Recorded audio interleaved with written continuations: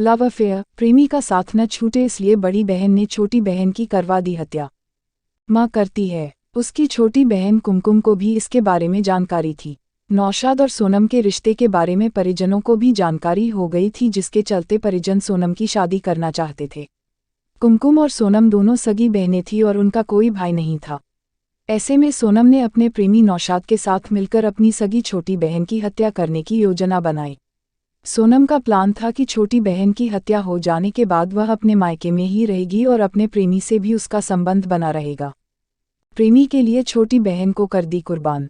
इस मामले में सोनम और नौशाद द्वारा प्लान बनाया गया। उसके बाद बीते 14 अक्टूबर को गांव में मेला लगा हुआ था।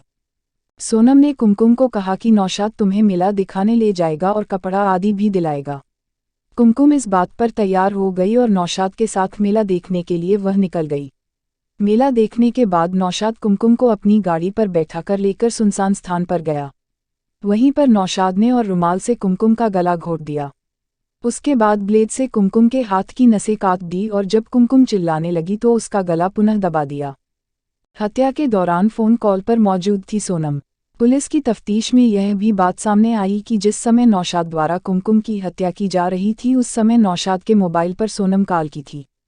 फ़ोन चालू होने के चलते छोटी बहन की छटपटाहट और बचाने की आवाज़ बड़ी बहन सोनम के कानों तक पहुंची, लेकिन उसका कलेजा नहीं पिघला। कुमकुम को मारने के बाद नौशाद वहां से फरार हो गया। रात में जब कुमकुम अपने घर नहीं पहुंची तो परिवार वाले खोज भी करने लगे। काफ़ी खोजबीन करने के बाद भी उसके बारे में कोई जानकारी नहीं मिली, लेकिन अगले दिन सुबह उनको एक गांव में खून से लथपथ घायल अवस्था में किशोरी मिलने की जानकारी हुई। अस्पताल में पहुंचने के बाद कुमकुम के पिता ने उसकी पहचान की। उसके बाद पुलिस ने नौशाद को गिरफ्तार कर लिया और फिर 5 दिसंबर को कुमकुम की बड़ी बहन सोनम को भी पुलिस ने गिरफ्तार कर लिया। मृतका के पिता बता रहे साजिश।